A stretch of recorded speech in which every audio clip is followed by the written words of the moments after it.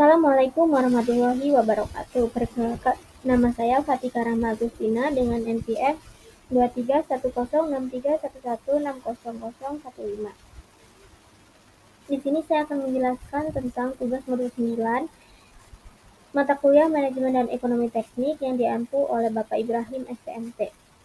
Ini merupakan tugas analisis product life cycle atau PLC dari kopi kenangan.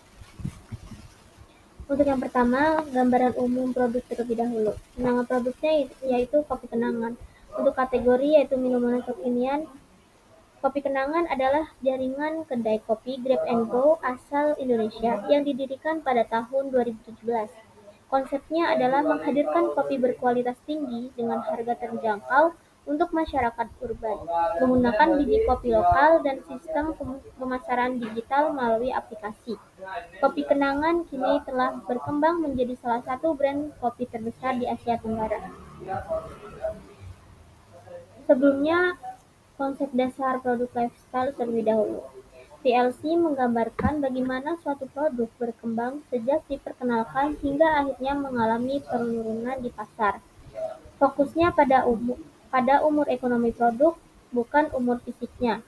Terdapat 4 tahap utama. Yang pertama yaitu introduction atau pengenalan, yang kedua growth, pertumbuhan, yang ketiga maturity atau kematangan, dan yang keempat decline atau penurunan. Tujuan utama dari PLC adalah memaksimalkan keuntungan selama masa hidup produk dan menentukan waktu yang tepat untuk inovasi. Nah, di sini kopi kenangan tahap satunya yaitu introduction. Ciri-cirinya, kopi kenangan didirikan pada tahun 2017 di Jakarta. Yang kedua, masih sedikit cabang dan belum dikenal luas. Yang ketiga, fokus pada membangun merek dan memperkenalkan konsep kopi Grab and Go.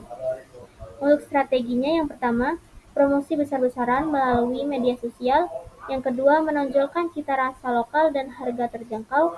Yang ketiga, edukasi pasar mengenai konsep kopi cepat saji yang berkualitas. Di sini ada contoh aktivitasnya, yaitu pembukaan gerai pertama di Menara St. Cuthbert di Jakarta dan kampanye digital di Instagram. Untuk tahap yang kedua yaitu growth atau pertumbuhan. Ciri-cirinya periode 2018 sampai 2020. Jumlah cabangnya bertambah pesat di seluruh Indonesia. Penjualan meningkat signifikan dan brand awareness-nya tinggi.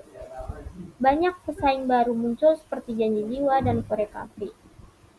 Strateginya yang pertama, ekspansi agresif ke berbagai kota besar. Yang kedua, peningkatan layanan digital melalui aplikasi kopi kenangan. Yang ketiga, kolaborasi dengan platform online delivery yaitu GrabFood dan GoFood. Contoh aktivitasnya, peluncuran menu baru seperti kopi kenangan mantan dan investasi besar dari Sequoia Capital. Tahap yang ketiga yaitu maturity, yaitu kematangan. Ciri-cirinya tahun 2021 sampai 2024 pasar kopi kini mulai jenuh. Lalu persaingan tinggi antar brand lokal dan pertumbuhan penjualan mulai stabil. Lalu strateginya diversifikasi produk seperti teh, susu, makanan ringan, dan botol siap minum atau RID. Yang kedua, peningkatan efisiensi operasional dan digitalisasi sistem pemasaran. Yang ketiga, program loyalitas pelanggan melalui aplikasi. Kemudian contoh aktivitasnya yaitu peluncuran produk kopi kenangan hanya untukmu atau RID, ekspansi ke Malaysia dan Singapura. Lalu tahap yang keempat yaitu decline atau penurunan. Ciri-cirinya potensi penurunan permintaan karena perubahan tren minuman. Yang kedua, muncul konsep baru seperti minuman sehat dan non-kafein. Untuk strateginya, yang pertama, reposisi produk sebagai lifestyle brand. Yang kedua, inovasi menu dan kolaborasi dengan brand lokal maupun internasional. Yang ketiga, digital branding dan kampanye sustainability. Contoh aktivitasnya kolaborasi dengan brand makanan lokal dan peluncuran menu limited edition berbasis tren pasar. Kemudian ini ada visualisasi kurva PLC-nya. Grafik ini menunjukkan siklus hidup kopi kenangan dari tahap introduction hingga decline. Di sini introduksinya produk baru, promosi, dan edukasi pasar. Lalu growth, penjualan naik pesat, ekspansi cabang. Maturity, pasar jenuh, inovasi dan efisiensi operasional. Yang keempat, decline, tren bergeser, perlu reposisi dan diversifikasi produk. Untuk saat ini, kopi kenangan berada di tahap maturity. Dan yang terakhir yaitu kesimpulan dan rekomendasi. Kesimpulannya, kopi kenangan saat ini berada pada tahap maturity, di mana pasar kopi kekinian di Indonesia telah padat dan tingkat kompetensinya tinggi.